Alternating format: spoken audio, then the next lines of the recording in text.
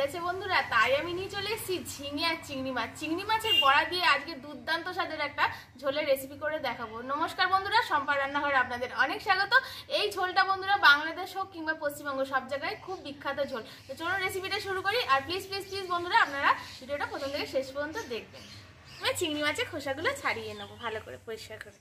আর চিংড়ি মাছ খেতে তো খুবই সুন্দর লাগে বন্ধুরা। আজকে আমি যে ঝোলের রেসিপিটা দেখাবো বন্ধুরা, এই দিয়ে আপনাদের এক থালা ভাতও খাওয়া যাবে আর বেশি তেল মশলাও লাগে না এই ঝোলটাতে। তো প্রথমে চিংড়ি মাছগুলো এখন সব ভালো করে পরিষ্কার করে নেবো। চিংড়িগুলো দেখুন এরকম করে কেটে নিয়েছি, পরিষ্কার করে ধুয়েও নিয়েছি। আর চিংড়ি মাছটা ছাড়িয়ে পরিষ্কার করে ধুয়ে এনেছি। এবার আমি কিছু বাটনা বেটে নেবো। এখানে নিয়ে নেবো দুটো কাঁচা লঙ্কা আর নিয়ে নেবো সাদা সর্ষে, দিয়ে এটাকে ভালো করে পেস্ট বানিয়ে নেবো।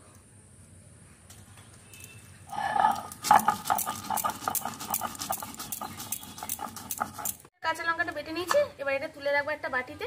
আর এখানে আমি 2 টেবিল স্পুন মতো মটর ডাল আগে থাকতে ভিজিয়ে রেখেছিলাম রাত্রিবেলা, এটা নিয়ে নেবো। আর এর সাথে চিংড়ি মাছটাও বেটে নেবো।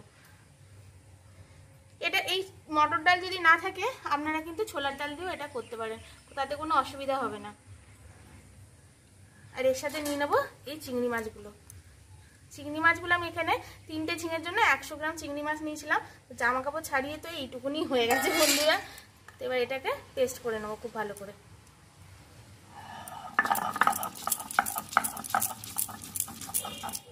খুব মিহি পেস্ট না করলেও একটু দাবদারার মতো পেস্ট এখানে করে নেবো। দেখুন আমি কিরকম করে করছি। ডালটাও বাটা হয়ে গেছে, এবার এটাও একটা বাটিতে তুলে নেবো। খুবই সিম্পল বন্ধুরা এই রান্নাটা, আপনারা যদি না দেখেন পুরোটা দেখেন তাহলেই বুঝতে পারবেন। আর খেতেও কিন্তু এই গরমের জন্য একেবারে উপযোগী ঝোল। আপনারা তো অনেক রকম ঝোলই খেয়েছেন, এই ঝোলটা একবার ট্রাই করে দেখবেন, খুবই সুন্দর খেতে হয়। কড়া বসিয়ে দিয়েছি, এবার কড়া দিয়ে দেবো অল্প একটু সর্ষের তেল। ব্যাস এইটুকুনি কিন্তু সর্ষের তেল লাগবে, এর বেশি সর্ষের তেল কিন্তু এই তরকারিটাতে লাগবে না। আর এখানে ফোড়নে দিয়ে দেবো আমি 2টো চেরা কাঁচা লঙ্কা আর দিয়ে দেবো অল্প একটু কালো জিরে। হয়ে গেছে, এবার ঝিঙেগুলো দিয়ে দেবো।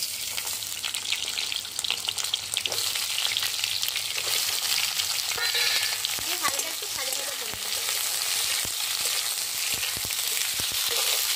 হালকা ভাজা ভাজা হয়ে গেছে, এবার দিয়ে দেবো সামান্য একটু হলুদ। এটা একটু বেশি হলুদ দেয় না, অল্প একটু হলুদই দেয়। আর দিয়ে দেবো পরিমাণ মতো লবণ।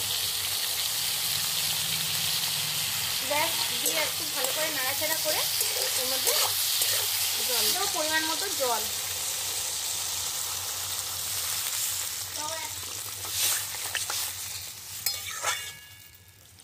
এবার এটাকে খুব ভালো করে আগে ফুটতে দেবো।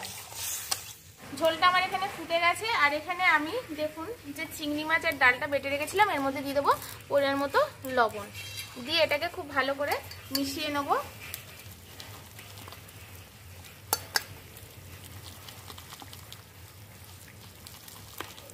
দিয়ে এরকম ছোট ছোট করে এরকম বড়ার মতো করে এর উপরে দিয়ে দেবো। এটাকে মনে রাখবেন, এই বড়াগুলো দেওয়ার পর কিন্তু একদম নাড়া যাবে না, চাপা দিয়ে দেবো।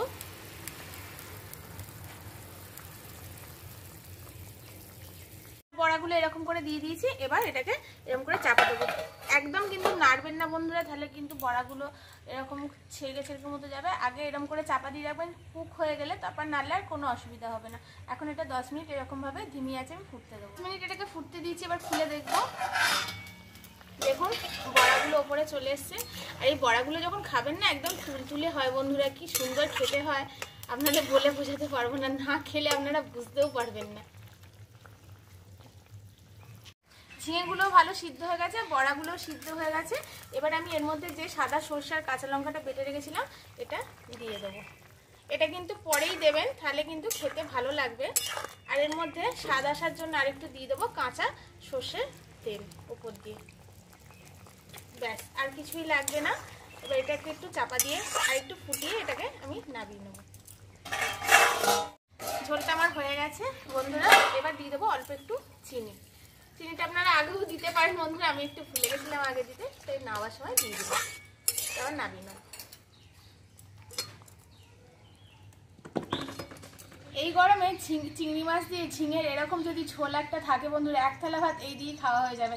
আপনারাও এই পদ্ধতিতে ট্রাই করে দেখবেন, খুবই সুন্দর হয় খেতে। আর আমার চ্যানেলে নিত্য নতুন নতুন রেসিপিতে প্লিজ বন্ধুরা আমার চ্যানেলটিকে সাবস্ক্রাইব করে শেয়ার লাইক কমেন্ট করে দেবেন। পাশে থাকা বেল আইকনে প্রেস করে রাখবেন যাতে আমাদের দেওয়া ভিডিও সবার আগে আপনাদের কাছে পৌঁছে যায়। সবাই খুব ভালো থাকবেন, সুস্থ থাকবেন, সাবধানে থাকবেন। আজকের মতো টাটা বন্ধুরা।